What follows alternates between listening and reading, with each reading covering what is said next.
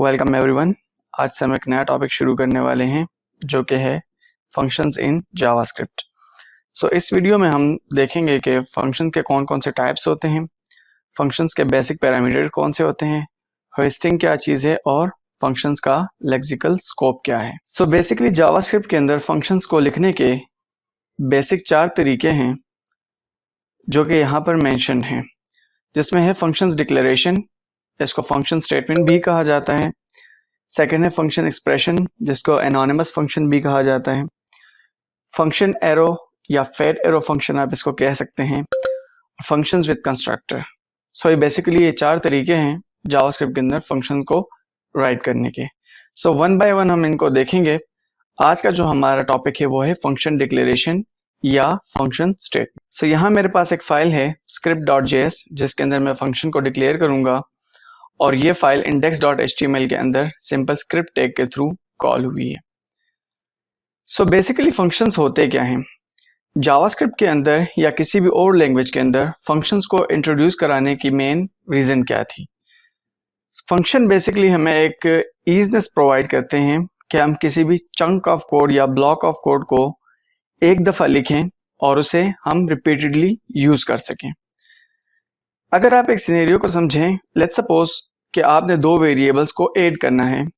आप वेरिएबल ए डिक्लेयर करते हैं and then variable B declare करते हैं।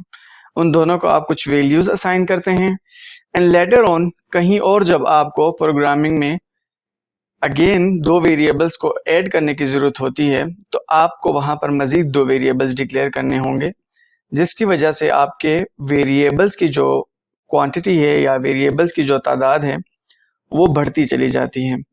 और अगर आपका प्रोग्राम बहुत ही लेंथी है तो उन वेरिएबल्स को याद करना मुश्किल हो जाता है।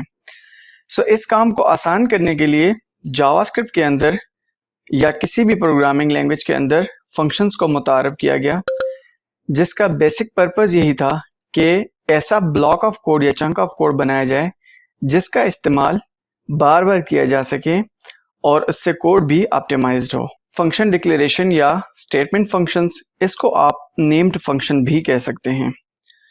इसका सिंटेक्स बेसिकली ये है कि सबसे पहले आप यहाँ पर फंक्शन का कीवर्ड लिखते हैं। याद रखिए कि इसके स्टार्ट में फंक्शन का कीवर्ड ज़रूरी है एंड देन आप इस फंक्शन का कोई भी नेम लिखते हैं। लेट्स सपोज मैं यहाँ इस फंक्शन का नेम पर्सन रखता हूँ। आपने इसके एंड पे राउंड ब्रेसेस डालने हैं एंड फाइनली आपने कर्ली ब्रेसेस डालने हैं, जिससे इस फंक्शन का स्कोप डिफाइन हो जाएगा कि इस फंक्शन का एरिया कहाँ से कहाँ तक है। यहाँ पर आप कोई भी स्टेटमेंट प्रिंट करा सकते हैं। लेट्स सपोज मैं कहता हूँ डॉक्यूमेंट डॉट राइट और मैं यहाँ पर लिखता हूँ एग्जाम्पल फंक्शन। होप कि आपको समझ आ रही होगी। जब मैं इसको सेव करता हूँ तो आप देखेंगे कि यहाँ पर आउटपुट में मेरे पास कुछ भी नहीं आ रहा। उसकी मेन रीज़न ये है कि जब भी आप फंक्शन को डिक्लेयर करते हैं, जैसे कि मैंने इस फंक्शन को डिक्लेयर किया, सेकंड स्टेप में इसको कॉल करना ज़रूरी होता है। इसको कॉल करने का सिंपल मेथड है, लेट्स मैंने पर्सन लिख दिया और चूंकि ये फंक्शन है आप इसके आगे राउंड ब्रेसेस डालेंगे। That's it. जब मैं रिफ्रेश करता हूं तो आपको यहाँ पर इसका स्टेटमेंट नज़र आ जाएगा, एग्जाम्पल स्टेटमेंट। फंक्शन आप इस तरह से डिक्लेयर करते हैं और उसके अंदर आपने जो भी काम करवाना होता है वो उस फंक्शन के स्कोप के अंदर आप लिख देते हैं। सेकंड टाइप मेरे पास इसका होता है, लेट्स सपोज के कोई फंक्शन अगर कोई वैल्यू रिटर्न करता है उसके लिए आपने क्या करना होता है कि आप सिंपली यहाँ पर कोई भी वैल्यू लिख दें। लेट्स सपोज मैं लिख दिया return, this is return message, and जब किसी फंक्शन से आप किसी वैल्यू को रिटर्न करवाते हैं तो उस रिटर्न को आपने किसी वेरिएबल में स्टोर करना होता है। मैं यहाँ पर लिख देता हूँ, लेट सपोज मैंने लिख दिया message is equal to person. Person का जो ये फंक्शन है ये मेरे पास एक मैसेज रिटर्न कर रहा है जो कि मैसेज वेरिएबल के अंदर स्टोर्ड है। मैं इसको अब डॉक्यूमेंट डॉट राइट करता हूँ और सिंपली आप यहाँ क्या करेंगे, इस मैसेज को पास कर दें जिसमें हमारे पास वैल्यू आ रही है। हमने इस मैसेज को ये पर्सन का फंक्शन असाइन किया और ये फंक्शन का जो पर्सन का फंक्शन है ये बेसिकली इस स्टेटमेंट को रिटर्न कर रहा है। मैं रिफ्रेश करता हूँ और आपको यहाँ पर शो हो जाएगा this is return message. So next हम देखते हैं कि बेसिकली आप फंक्शन के अंदर पैरामीटर्स कैसे पास कर सकते हैं। पैरामीटर्स जो होते हैं बेसिकली वो वैल्यूज होती हैं जो आप बाहर से किसी फंक्शन को असाइन करते हैं एंड देन फंक्शन उन वेरिएबल्स के ऊपर कोई प्रोसेस परफॉर्म करता है और आपको एक रिजल्ट रिटर्न करता है। ठीक है, सो लेट्स हम यहाँ पर लेते हैं फंक्शन सम का एक फंक्शन बनाते हैं हम, और उसके अंदर हमने दो कोई भी वेरिएबल ले लिए, लेट्स सपोज ए और बी। सो आपने जितने मर्जी इस तरह के वेरिएबल आप पास कर सकते हैं, जस्ट याद रहे कि उनको कॉमा से सेपरेट करते जाना है आपने। सो मैं यहाँ पर रिटर्न टाइप फंक्शन डिक्लेयर करता हूँ और यहाँ पर मैं सिंपल लिखता हूँ रिटर्न ए प्लस बी। सो ये मेरे पास ए और बी को ऐड करके रिटर्न करेगा कुछ वैल्यू। मैंने यहाँ पर लिख दिया लेट रिजल्ट और उसको मैंने सम असाइन कर दिया जो कि एक फंक्शन है। अब जब मैं राउंड ब्रेसेस डालूंगा तो आप देखेंगे कि यहाँ पर ये मुझे बता रहा है A colon any, B colon any, जो कि इसका टाइप डिफाइन कर रहा है कि आप कोई भी टाइप यहाँ पास कर सकते हैं। सो हम कोई नंबर दो इसको असाइन करेंगे, फर्स्ट ए की वैल्यू, कॉमा डालेंगे तो बी हाईलाइट हो जाएगा, मीन आप बी की वैल्यू असाइन कर दें और सिंपली आप जो है इसको प्रिंट आउट कर लें। सो मैं लिखता हूँ डॉक्यूमेंट डॉट राइट और मैं यहाँ पर लिखता हूँ रिजल्ट। सो अगर आप यहाँ देखें तो मेरे पास 8 रिटर्न होके आ रहा है।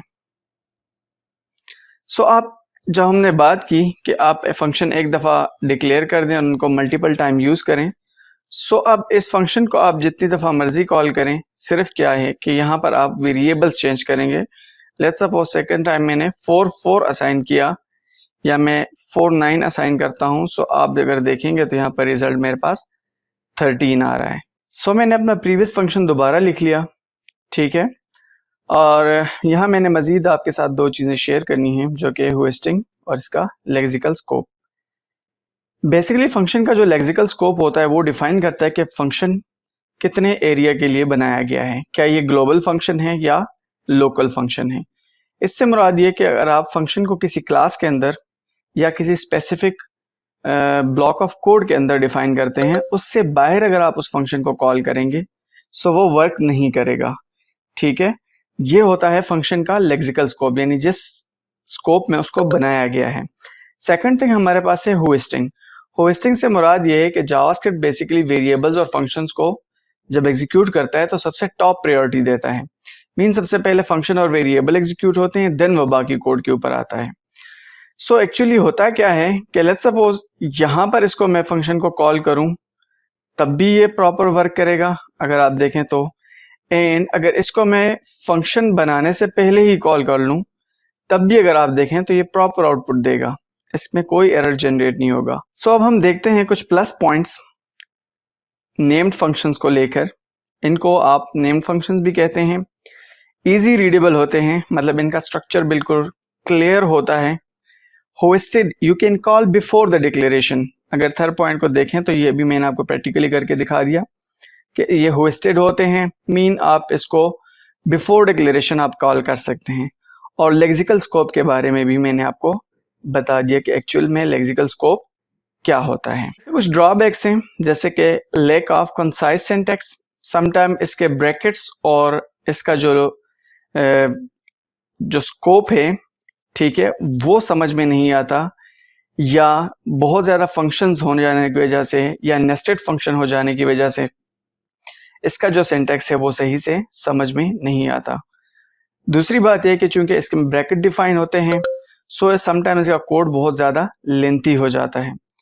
होस्टेड डिक्लेरेशन इश्यूज समटाइम इसमें जो है वो प्रॉब्लम क्रिएट करते हैं जब आप बहुत ज़्यादा तादाद में फंक्शंस यूज़ करते हैं। एंड थर्ड थिंग है लेक्सिकल स्कोप, कि समटाइम आप एक स्पेसिफिक सेक्शन के अंदर फंक्शन को डिफाइन करते हैं और उस फंक्शन से बाहर आप उस स्कोप से बाहर आप उस फंक्शन को कॉल कर लेते हैं जो कि एरर जनरेट करते हैं। सो होप गाइस आपको ये सारी चीज़ें समझ आई होंगी।